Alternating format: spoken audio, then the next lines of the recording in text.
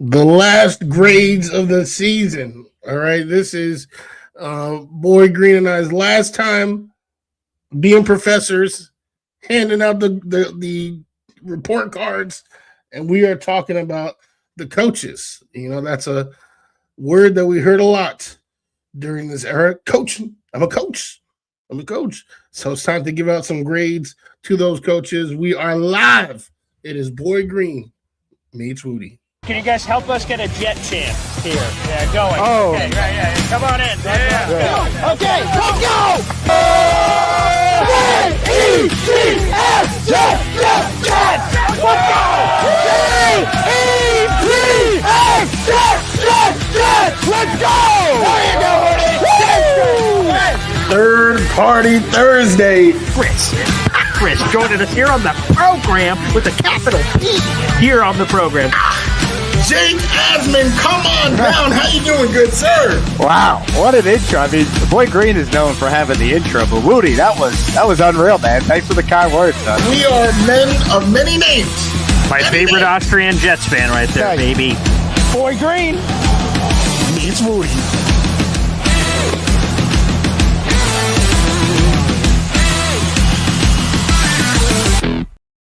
Welcome to another episode of Boy Green Meets Wudi. It is your boy James Wudi, and you already know we are Wudi, rocking everywhere. Right here, we got the boy who became king, Mr. None Other than Mr. Paul Esden Jr. How you doing, my good sir? You know, I was watching our intro video there. It's a very nice video package all put together. And at the end, when it's Boy Green meets Wudi, and there's that dap slap right before we're talking to the camera, and then we look at each other. And then if you look, like you almost pause your mind and look past us and look at the video boards, it says a Jets win. So we didn't get many of those last season, but we did get one when we met for the very first time. So a special, spark was created there that flame remains lit to this day. So it's a beautiful day. I sort of think of fonder times ahead, and that's a good place to remember it. At that time, I was on cloud nine, just smacked the Patriots. The Patriots were terrible. We were, Super Bowl bound. And, little did I know that 2 weeks later, my whole world would be crashing down. Wudi would fire my guy, Robert Saleh, and look at him bouncing back. He is the head coach of the Tennessee Titans. Yeah, happier for him. Don't really love the roster like that too much, but, he had some players, and I would imagine, he'll have more freedom than he had in New York. So absolutely wishing him the best. Hey, by the way, folks, I don't want to speak for Wudi, but I don't know if people have requested this. I'm not sure if I'm ready for it. I think I want a few more under my belt before I feel comfortable doing this. But the Jets do take the road this season to Tennessee to play the Titans. So there will be a Robert Saleh revenge game.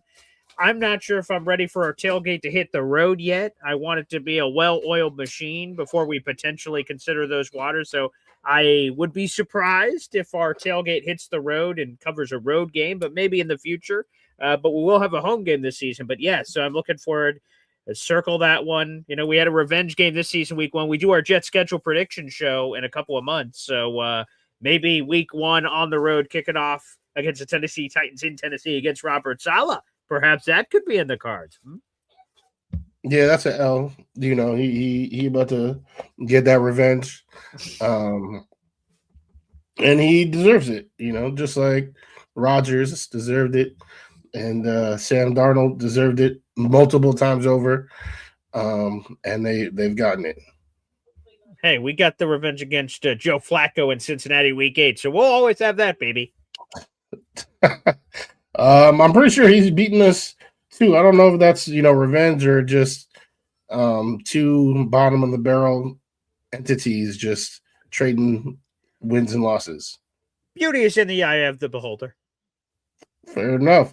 Well, that's actually a really nice way to look at these grades. Sure. Right? We might have different opinions on different people. Mhm. For this episode, for those of you who don't know, we are looking at the the head coach and the coordinators, Mhm. right? And then also the GM, Mr. Darren Muji. All right. Of course, there are a whole lot of more coaches, like 15 of them, but we only got a certain amount of time on this show, so we are looking specifically head coach, defensive coordinator, offensive coordinator, special teams coordinator, and Mr. Darren Muji, the GM, Mhm. for this episode. And I guess, Boy Green, if you want to start us off, you know what? It'll be fun. Start us off at DC. Which one? Yeah. Good. I mean, obviously, Steve Wilkes has to be an F. F for fired because that's what happened with 3 weeks left to go. Yeah. Again, I think there's a full fledged conversation here, and because we're not doing every single positional coach, we've got like 25 guys to talk about. We can dive in here on these respective conversations of offense, defense, special teams, and then sort of head coach, and then the overall picture, obviously, of GM. I didn't mind the hire when AG made it. Sure. Did Steve Wilkes have 5 previous one and dones and then the Jets ended up being a 6? Yes. So there were red flags. He wasn't a perfect candidate, but I understood where AG was coming from. To get a guy that had been a head coach, he had never been a head coach before. He has no idea what that looks like. He was close to Dan Campbell, but Dan Campbell's making the decisions, not him. So no matter what, even though Dan Campbell a few times let AG run a practice as a head coach and give him experience, that's super cool that Dan Campbell did that. It's just not the same when you're in the chair and you're in the seat. So that made a lot of sense. Let me add someone to my staff that has head coach experience and I can bounce things off of for the obvious situations, game management, this, that, or the other, but all the other stuff that none of us even know. What are all the logistics of being sort of the quote unquote face of the franchise and all that entails behind the scenes that we have no idea about, that you're balancing on top of, oh yeah, there's X's and O's on Sundays. So that made sense to me. Steve Wilkes had done it before. So that made sense to me, even though I thought, in terms of roster construction, offensive coordinator was the guy that you'd go more experience and take a young guy under AG's wing. That's where I thought he was going to go. He didn't. That's a long way of short of saying Steve Wilkes is terrible. There are very few fleeting performances, and unfortunately, they did not come in our attendance. Week 6 and week 7 were post Cowboys, which is the game we went to, and that's where the Jets defense held their opponents back-to-back games of 13 points, where you're like, hey, maybe Wilkes found something here. Jermaine Johnson also returned. Coincidence where that immediate surge came from? Maybe, maybe not. But yeah, so there was just too many few fleeting moments for Wilkes that weren't enough to save it from an F for fired. And again, with Chris Harris, with all due respect, who's among the candidates for this DC job full time, it's hard to even judge him on those final 3 games because he couldn't change scheme. He couldn't really change players or personnel. You're sort of effed to what you have, plus all the injuries that occurred. So he was screwed there. So Chris Harris can be in the F with Steve Wilkes, but I'm much harsher on Wilkes than I am on Chris Harris. As you should. That would be crazy to put Harris right up there. People are destroying him though, real quick. Like Chris Harris. So Chris Harris was named one of the 8 DCs one of the 8 people they spoke to about candidates. DC. Yeah, candidates. And people in the comments are like, "Fuck Chris Harris, man. He sucked even worse than Wilkes." And I'm like, "Whoa, guys! No. Like, what did you think was going to happen? Was he just going to arrive and all of a sudden they hold teams to 6 points? Like again." The hay was in the barn. So that's the only reason why I said, just to add that extra piece, because I saw the social media heat and I didn't understand it. Because what did you expect him to do? I don't know. I didn't expect much.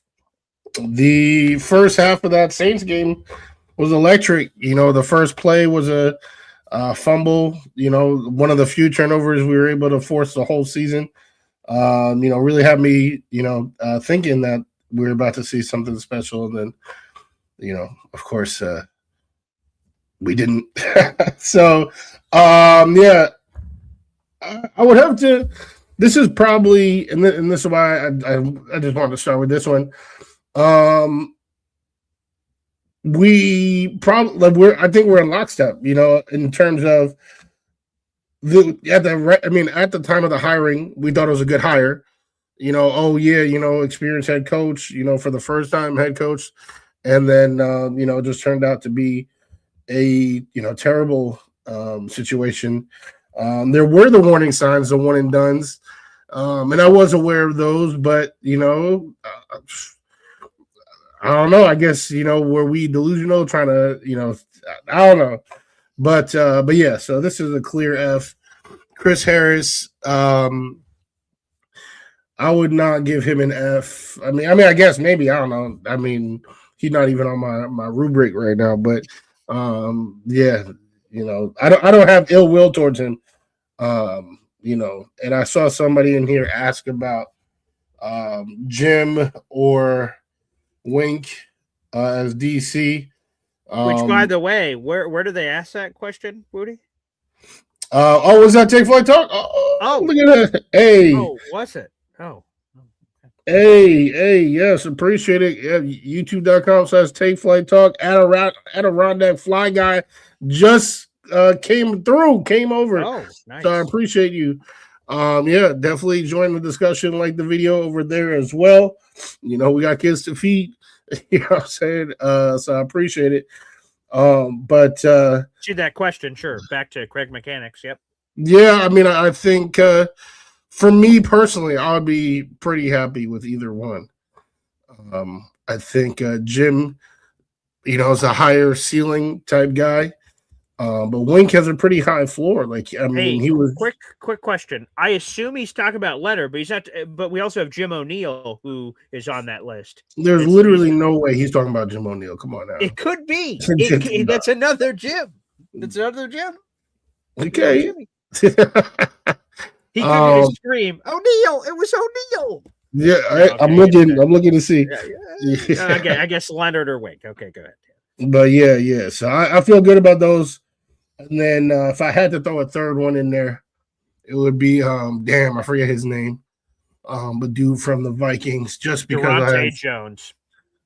Infinite respect for Brian Flores. But that doesn't even mean that this guy's any good. It's just, out of respect for Brian Flores, I would be okay with that. But those are my two top picks, Jim and Wink. And you said who would your preference of the two be? My preference? Yeah. Better DC, Jim or Wink? Oh, yeah, it's true. Damn, I guess I misread the question.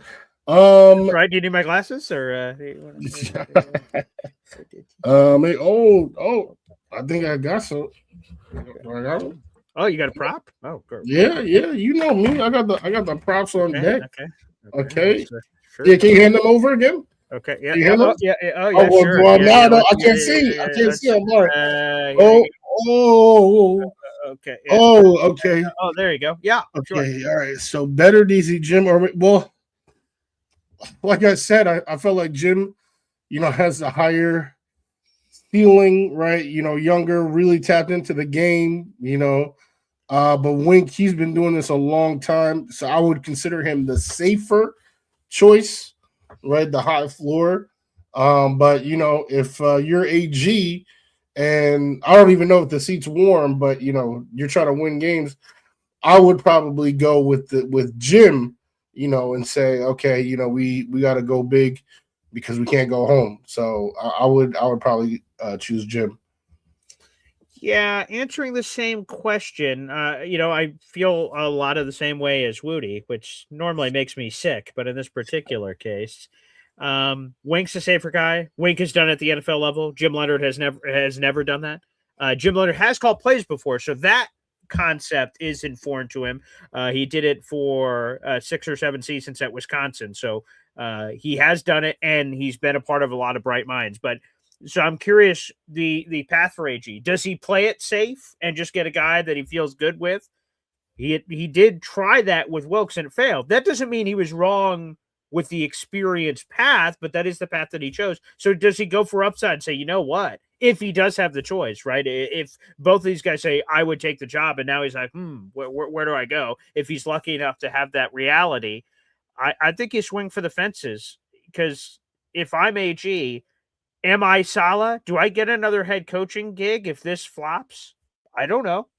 Saleh's lucky that he's getting a second one. Not everyone does. So if I'm AG, I don't want to, in 20 years from now, I don't want to ever say like, damn, I should have done this. I should have done this. I'm putting it all out on the table. If I die on the sword, so be it. I would swing for Jim Leonard as well, if given the choice.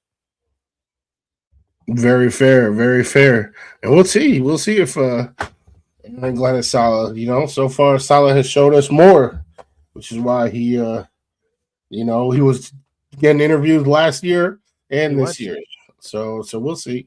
Hey, quick question real quick on Chris Harris, because I see there's a little bit of chatter about Chris Harris in the comment section. If he's the guy, because Albert Breer just came out this week, NFL insider for Sports Illustrated, and he says that Chris Harris is highly regarded around the league, and he had just completed his in-person interview, which that one doesn't surprise me, that he was one of, so there's an initial 8, and he was one of the 8 that also got an in-person interview. That makes sense. He was on the team already. That feels like, at a bare minimum, a respect thing, as opposed to anything. So that the fact that he is apparently, if you want to perceive it this way, one of the finalists when you get the in-person interviews, he's made it to the next level. That doesn't surprise me. But what would your reaction be if he ends up getting the full-time job?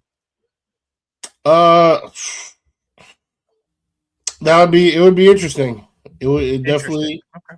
Yeah. I mean, because we're talking about these guys, these other guys, and I think especially my top 2, Jim and Wink, are probably definitely more qualified. But if AG has his faith in, Chris Harris, then we have no choice but to also put our faith in him as well. It's a good point. By the way, Sharon on the Take Flight Talk channel says Leonard was a head coach of Wisconsin. Yeah, interim. So once he was defensive coordinator forever, and then once they had a firing and a change, he did step in as interim. So he does have that experience, and I think it says something to him. His experience at the NFL level from a coaching perspective is short. Again, he was in the league for a decade, so he has a lot of playing experience. But that he was immediately sort of named an assistant head coach, like that's a prominent title and pay raise. Good for old Jimmy over there from Sean Payton. Very nice. But also that has to say something. I imagine Sean Payton doesn't give that out willy-nilly. So that also must talk about the respect, obviously, that Payton has and thus that Leonard has commanded as well. So, okay, just want to work a little Chris Harris there. Go ahead, Wudi. Yeah, absolutely. Well, we'll go from one that we agreed, to one that would probably disagree. And I'll start it off. We'll talk about the OC. Mr. Tanner Engstrom. But I don't know. Who knows? You might be biased because you met him in person. So that is true. That did happen. That absolutely did happen. I did meet the Jolly Green Giant in person. That is a situation that absolutely occurred, Woody. It did. I have the photo evidence right here. I mean, it happened. Look at that. There it is. By the way, let me dunk on myself here. So this is so I share this every once in a while out on social media. Here's the comment that is most common under this. Do you want to take a guess what the comment that is most common under this post every time on social media? Well, it's almost always like about your height, or lack of. Thank you for that. That's true. That is part of it. But they said, "Wow, how did God make his body that of a gnome?" So that's the most common. Damn. The beard and the portly nature there, where I'm sort of closer to the Earth's surface. That's the most common one I get. They're like, "Wow, he has the the WWE wrestler creator bod of a gnome." So I get that one all the time. So Woody, would you say that's accurate? No, that's fucked up. Okay, right. well, that doesn't mean it's not true, but I appreciate that. Thank you. Yep. Nah. Pep saying, "Paul, are you on your knees?" Pause. No. Nope. I know it's hard to see with that duffel bag I'm carrying, but no, those are my short God-given legs. Yep, that's true. Yeah. Very true. Yeah. But my grade sure for Tanner. Yeah. I'm going to give him a C. Okay. And I know the offense definitely did not perform at a C. Mhm. And I don't have my players list in front of me, but I'm pretty sure we, ratted, weren't as generous with the players. But the two things about Tanner that I liked and feel good about moving forward, one is, the scheme that we were actually running. Like, guys, we're consistently open, right? Obviously, a run heavy offense is going to be, play action, right? And guys are going to be open down the field. Garrett Wilson, it looked like he was about to have his best season of his career because of these down the field throws. And then looking at A.D. Mitchell kind of fill that role.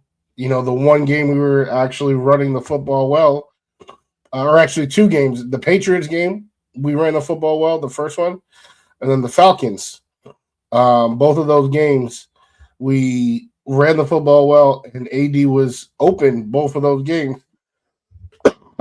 But of course, he had like 5 drops against the Patriots, and then against the Falcons, he had his career high game. So I like the scheme. I think we're in the right scheme. The offensive line is going to continue to grow together. Hopefully, they re-sign Brees. If they don't re-sign Brees, remember the name I kept talking about was Kenneth Walker. Now, I mean, he's out here driving up his price. I don't know if you saw that game he just had against San Fran. Yeah, I like that. And specifically the play calling. Like, I feel like a lot of you, a lot of people criticized him. We running it 3rd and 6, with Isaiah Davis.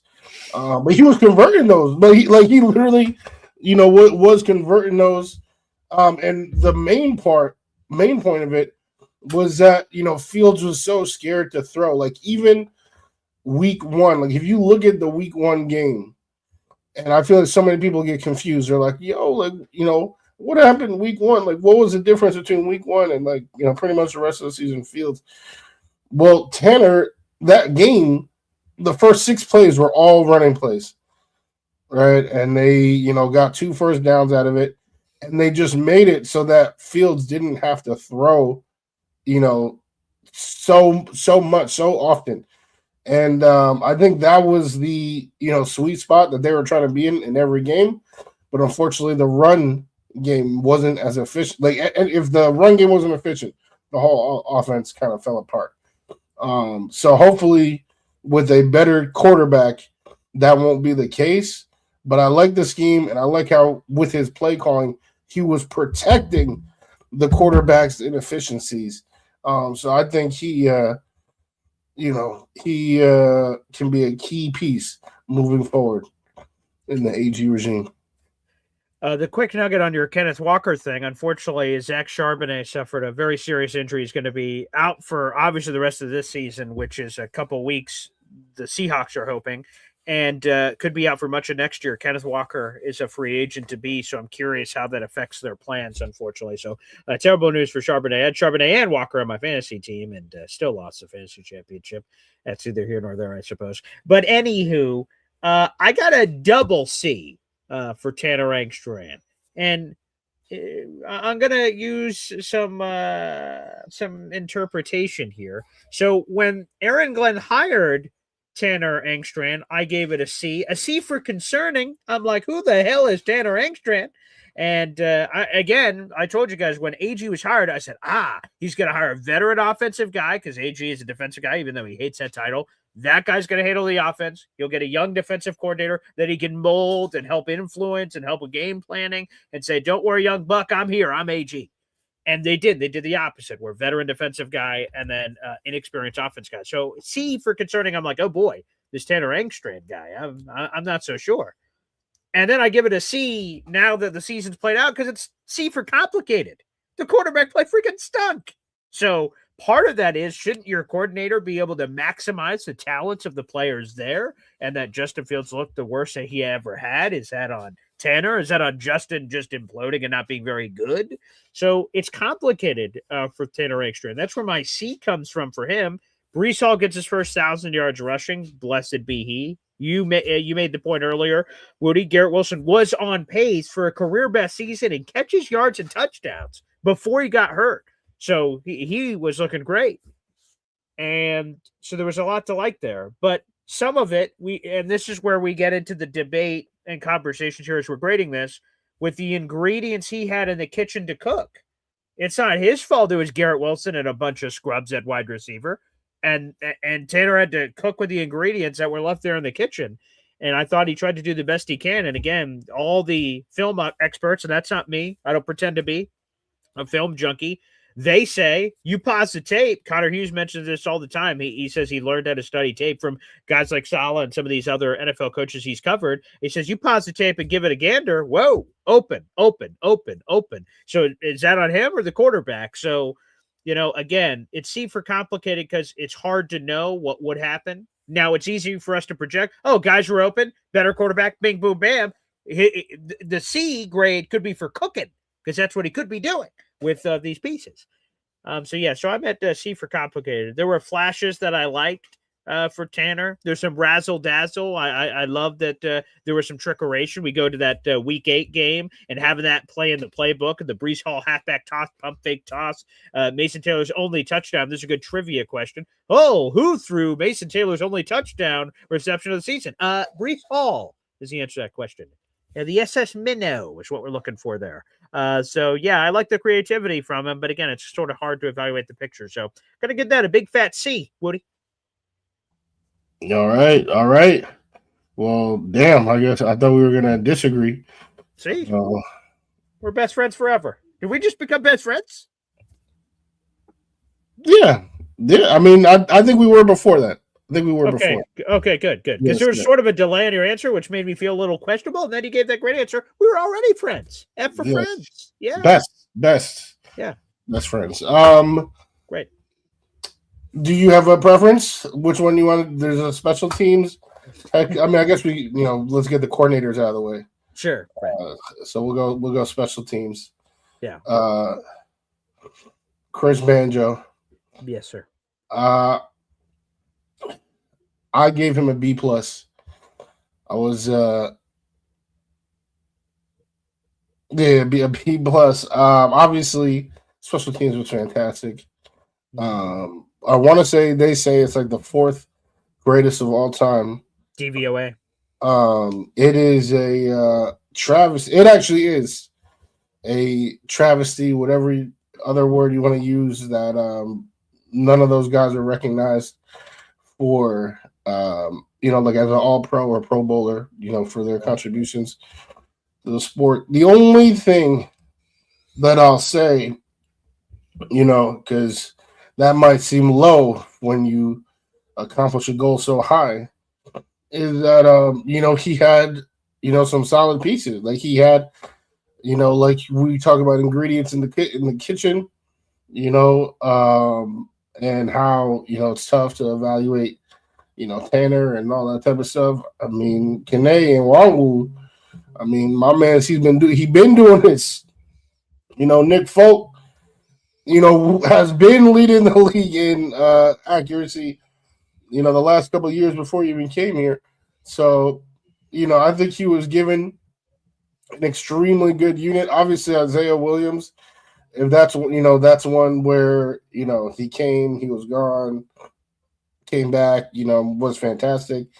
But I would say for the most part, he had a lot of great pieces that he was able to just, keep together. The only greater level of disrespect this season for the special teamers to not have any pro bowlers, no first teamers, no second team all pros, is Wudi not giving Banjo an A. I don't know what more this man could have done. You say, well, he sort of maximized the ingredients. Isn't that the definition of a coach, man? That he had great pieces and he put a great product out there. He got the most juice out of the orange. When he's in the kitchen, right? Other people doing ingredients. He has an orange. He got the most juice. He used that juicer. We got a full glass of OJ from what Chris Banjo brought to the table. How dare you, sir? Obviously, it's an A friggin' plus. What more could this man have done? Chef's kiss. It was perfect. It was a dive off the top, the top dive board, and then they go to the judges, and I throw up a 10. 10. It's perfect. Exceptional. And man, just every level of it. You talk about the ingredients being pretty good.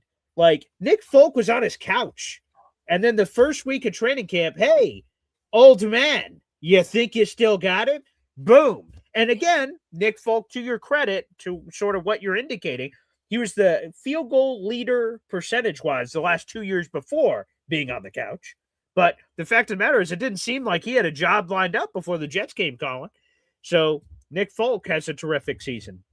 Austin McNamara, what a find. And again, this falls because we're not doing positional coaches to this level. Chris O'Day, who is on that staff with Banjo, he's the one who went out to the workout out in Arizona to evaluate these 50 random punters. And he went, who the hell is Austin McNamara?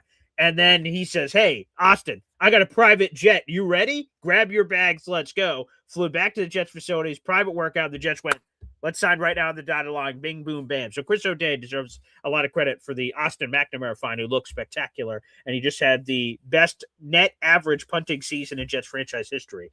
So he's great. But the punter was exceptional.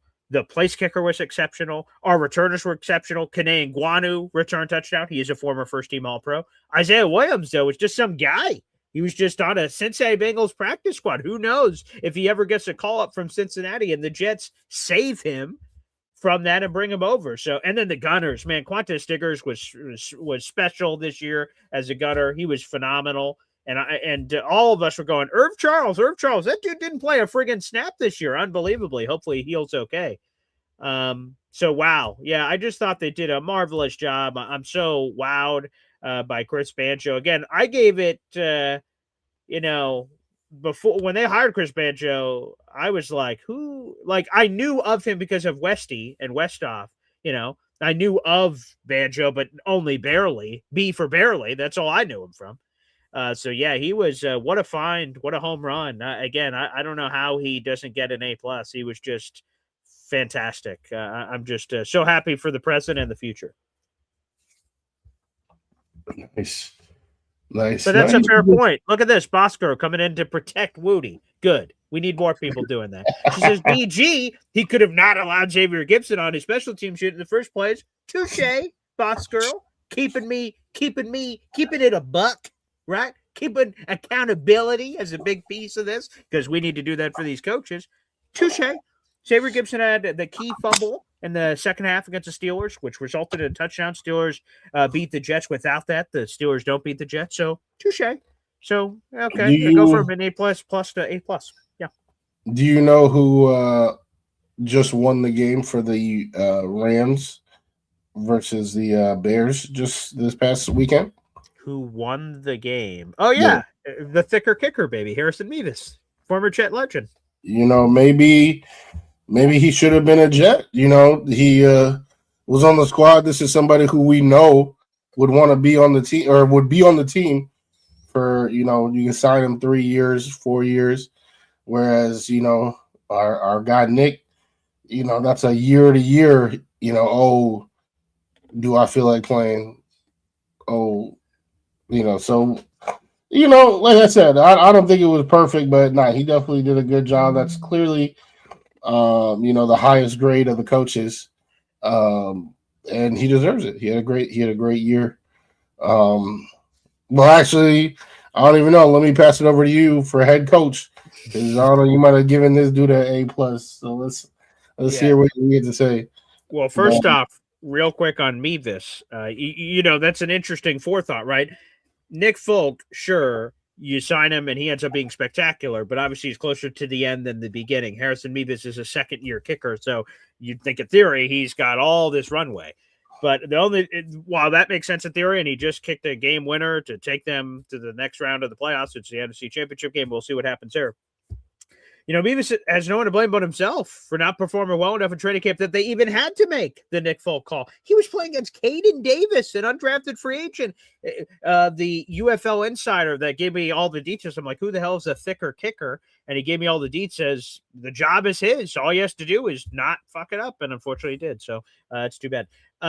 I did see, to break the fourth wall here, Wudi, this show is streaming live, and I want us to give a shout out to all our different platforms, Instagram and the Facebook and my YouTube, your YouTube, Twitter. We've got a couple hundred people in the room. Make sure you guys like the video here on YouTube. On Twitter, every once in a while the live stream is going on Twitter, you quote tweet it with a comment. And let me make sure I have this, Wudi, because I want to make sure I read it appropriately here. You quote tweeted our live stream here and says, spoiler alert, Aaron Glenn didn't get an A, and my first thought is, oh, did he get an A+? And you just hinted that maybe I could go in that direction. No, I won't. As tempting as that is, I won't. I'm going to punt on that, which the Jets did a lot this season. Thank you, Austin McNamara. Yeah, I'm going to have to go with what do I have written here? I'm going to go with a D. I'm going to go with a D for Aaron Glenn. And you're on mute, so go ahead. No, I just said wow. Wow. Oh, okay. Yeah, wow with a W. Yeah, I'm going to give him a D here, and here's why. 3-14 is one of the worst seasons the Jets have ever had in their history, and he manned that season. But if you look at the whole picture for AG and being the head coach and time management and the players playing for him and things of that nature, you look at that very pivotal game in week 8, where after trading away your guys and then the Justin Fields drama and Woody Johnson calls him out, it would have been very easy for this team to pack it in. But they fought for AG. They won 3 of 5, and they showed some life and showed some chutzpah. And then, of course, the AG dance moves in week 3. How could we ever forget that against Tampa Bay? You know what? For the full picture of AG and some of that learning that he did from some of the mistakes he made earlier in the season, then bouncing back with making good management decisions at the ends of those games and some of those wins, to me, not quite an F, because there were redeeming moments. He didn't go 0-17. He didn't F up every single thing that happened, which again, Wilkes got fired. Aaron Glenn did not. Some people think he deserves it. Other people don't. D isn't great. I'm not coming home to mama slapping that report card on the fridge for a D, but I think that's what Aaron Glenn deserves. So I try to give the coaches what they deserve based on the results. Yeah, it was an F. Wow. Aaron Glenn. Yeah, of course. Come on now. Like you said, one of the worst seasons in the history of the National Football League. Sure. So many records broken this year that you don't want to be broken. That worst December, that interceptionless season. It never even happened for 14 games. And, they extended it for the full season. Who knows how long it's going to take him next season? This is an ongoing streak. I don't think there is anything redeemable, and that's, I hear so much about Dan Campbell, and this is nothing at all like Dan Campbell, because they were building something, and then in December you started to see it, come together. Like what they were doing in August was finally starting to work a little bit in December. But for AG, what they were doing in August actually doesn't matter anymore, because now it's a new QB, it's a new DC, right? What did they build? They didn't build anything. This was a lost season, where really what they did was just get rid of great players for assets. But you can't take this season and say, oh wow, well, this part of the team is going to carry the momentum from December to do this. And that's a big part of all those times you want to compare Aaron Glenn to coaches that have lost before. Like they actually do have a process and have gone, are going through the process, and boom, they come up the other side. Aaron Glenn has changed up his process. He don't know what he's doing. So it was a lost year. One of the worst, I'm not even talking about just history, in NFL history. And this was somebody who said, we're here to win games now. Somebody who thought that they could coach up Justin Fields, and then proceeded to give Fields his worst season yet. Somebody who thought he could coach up Will McDonald. Will was still the same old Will. He said a lot of things. He just said a lot of things. A lot of dumb things. Yeah. Now he's backtracking. So I think it is an F. I don't think there's anything redeemable about it. And that's why so many people, especially in the deepest coaching pool in the history of the NFL right now, all these coaches available, why people are talking about getting rid of him. But yeah, I'm gonna have to say it was worst case scenario. So that's why I'm going with that. That is your God-given right, Woody. Yes. So I guess I leave Darren Muji. Yes. Yes. And this is I guess this is gonna surprise you.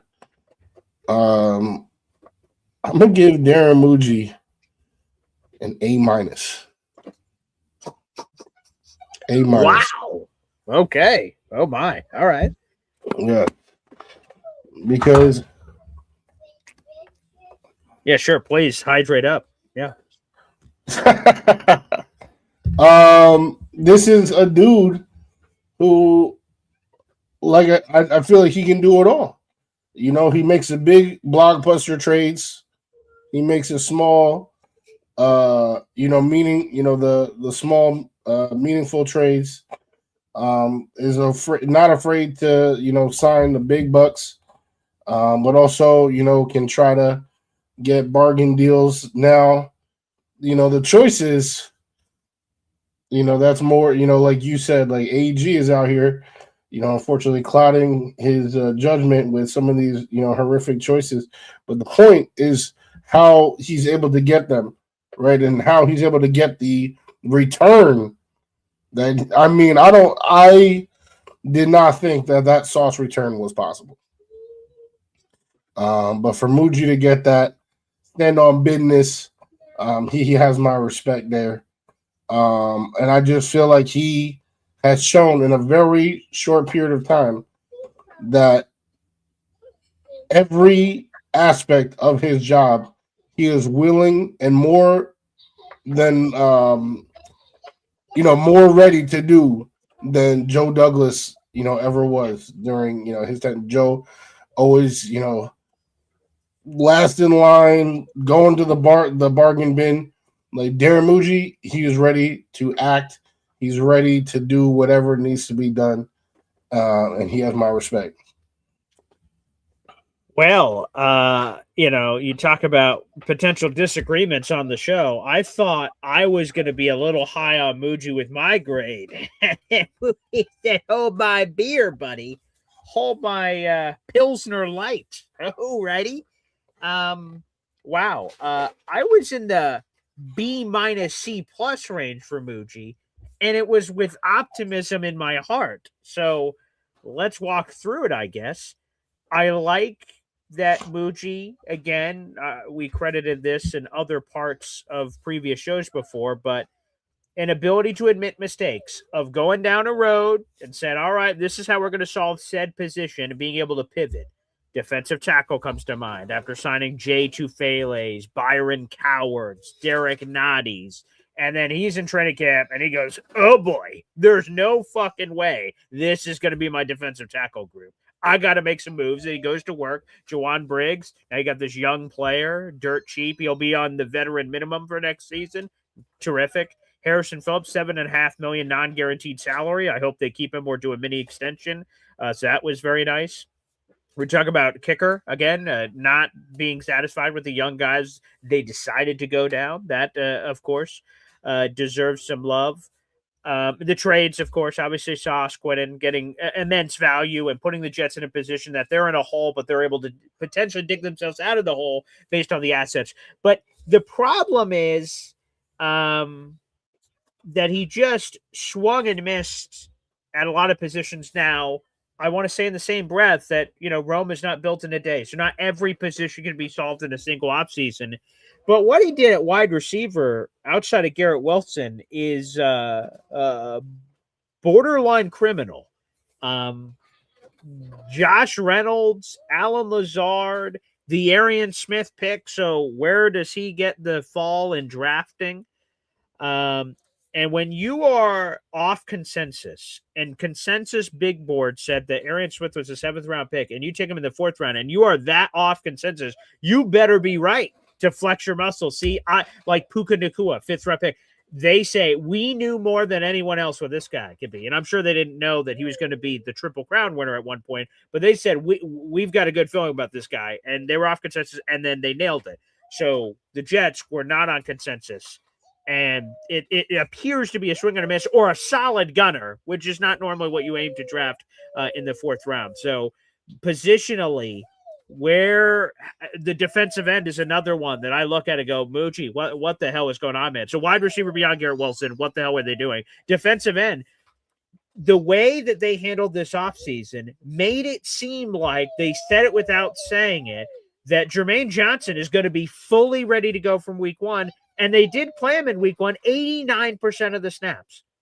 So they obviously said it indirectly and said it directly based on his snap count. Oh, he's going to be fine. And obviously he wasn't. Jermaine hurt himself, re-aggravated the injury in some way and missed a bunch of time. And then defensive ends was a mess all season. So the questions at defensive end and how he handled that position, I hated. How he handled wide receiver, I hated. And again, on some of them, if they swing and miss, you have to blame AG, right?